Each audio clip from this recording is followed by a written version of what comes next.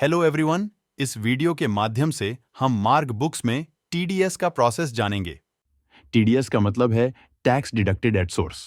और TDS income tax collect करने का सोर्स होता है।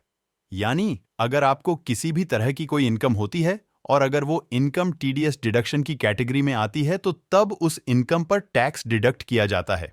अब स्क्रीन पर जो आप कैटेगरीज देख रहे हैं, ये वो कैटेगरीज हैं जिन पर टीडीएस एप्लीकेबल होता है। और इस वीडियो में हम इन टॉपिक्स पर डिस्कस करेंगे जो आप स्क्रीन पर देख रहे हैं। पहले टीडीएस को इनेबल और कॉन्फ़िगर करने का प्रोसेस देखेंगे, फिर टीडीएस कैटेगरी के बारे में जानेंगे, एक्सपेंसेस पर टीडीएस अप्लाई करने का प्रोसेस देखेंगे, देन टीडीएस पेमेंट की एंट्री करेंगे और फिर देखेंगे कि कैसे आप परचेज पर टीडीएस अप्लाई करेंगे।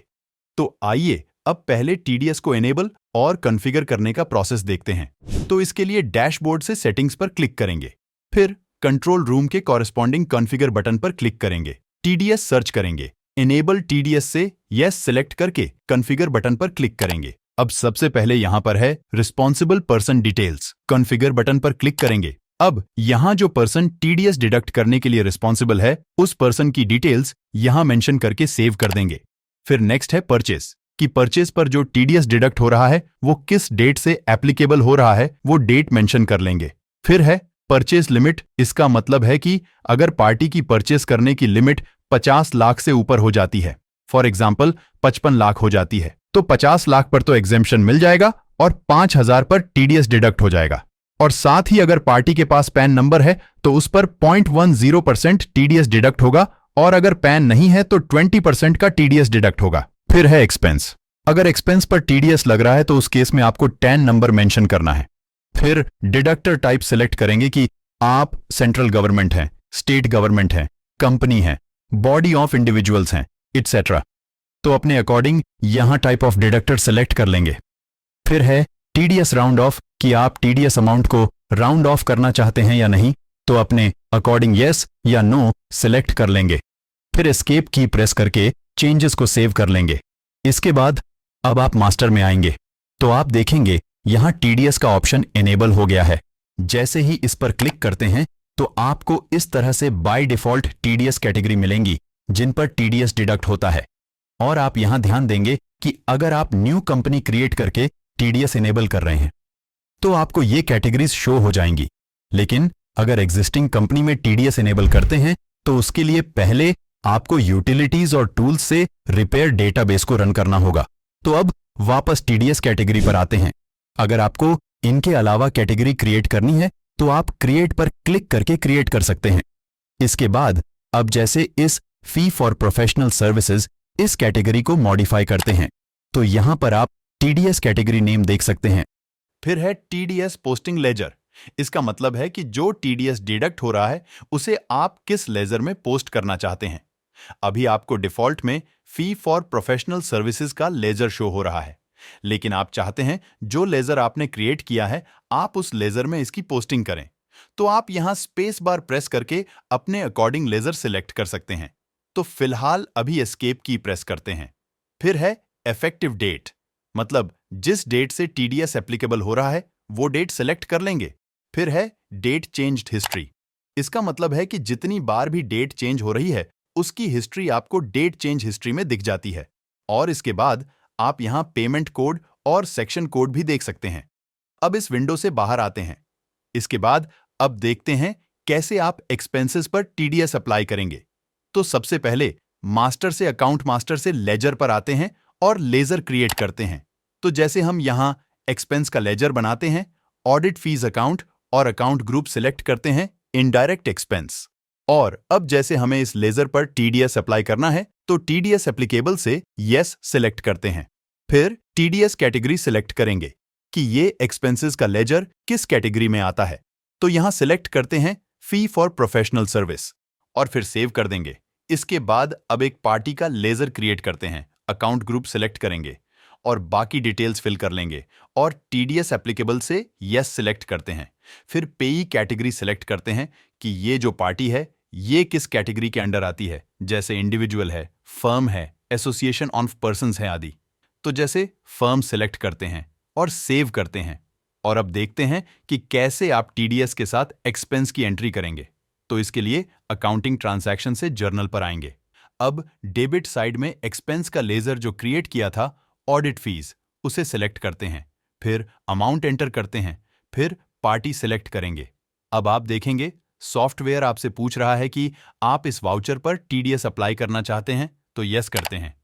जैसे ही आप यस करते हैं तो जो सेक्शन कोड लिया था वो आपको दिखा देगा और इस सर्विस पर 10% टीडीएस डिडक्ट हो रहा है और टीडीएस का जो अमाउंट डिडक्ट हुआ है वो है 5000 और साथ ही दिखा रहा है कि इस वाउचर की थ्रेशहोल्ड लिमिट भी क्रॉस हो गई है।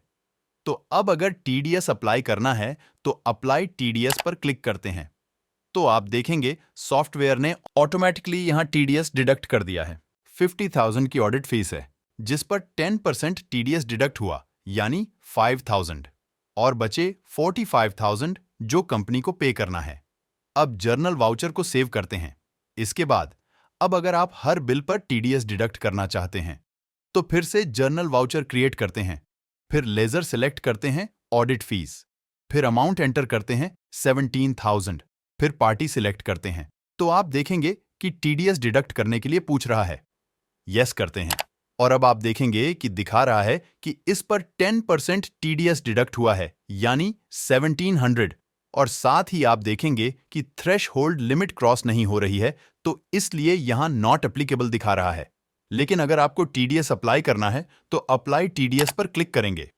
फिर यहां रेफरेंस टाइप से एडवांस सिलेक्ट करते हैं और सेव करते हैं। तो आप देखेंगे टीडीएस डिडक्ट होकर शो हो गया है। अब सेव करते हैं।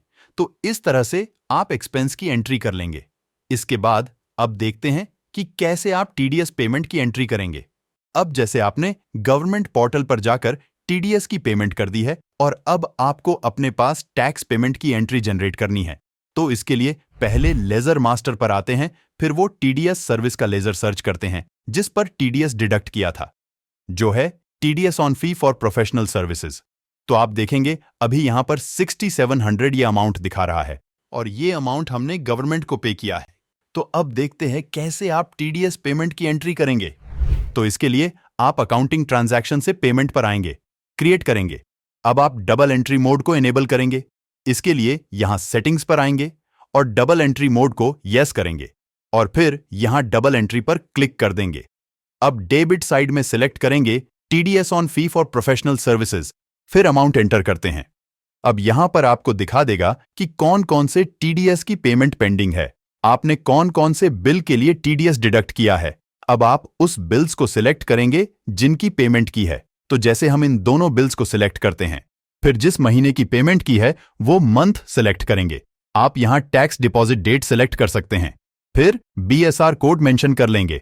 फिर जिस चेक के थ्रू पेमेंट की है उसका चेक नंबर मेंशन कर लेंगे।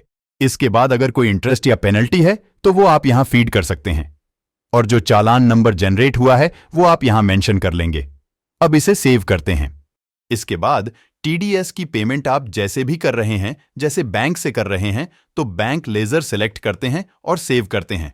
तो इस तरह से आप पेमेंट की एंट्री कर सकते हैं। इसके बाद अब देखते हैं कि कैसे आप परचेज पर टीडीएस अप्लाई करेंगे। इसके लिए आप परचेज बिल पर आएंगे, पार्टी सिलेक्ट करेंगे, फिर आइटम सिलेक्ट करते हैं, क्वांटिटी मेंशन करेंगे और बिल को सेव करते हैं। जैसे ही सेव करते हैं तो आप देखेंगे सॉफ्टवेयर आपसे पूछ रहा है कि आप इस ट्रांजैक्शन पर टीडीएस डिडक्ट करना चाहते हैं, क्योंकि जैसे कि आपको पहले बताया था कि अगर परचेस लिमिट 50 लाख से ज्यादा होती है तो टीडीएस डिडक्ट होगा। तो अब इस पार्टी की परचेस लिमिट क्रॉस हो गई है, तो इसीलिए टीडीएस डिडक्ट करने के लिए पूछ रहा है। तो अब प्रोसीड करते हैं, फिर टैब की प्रेस करते हैं।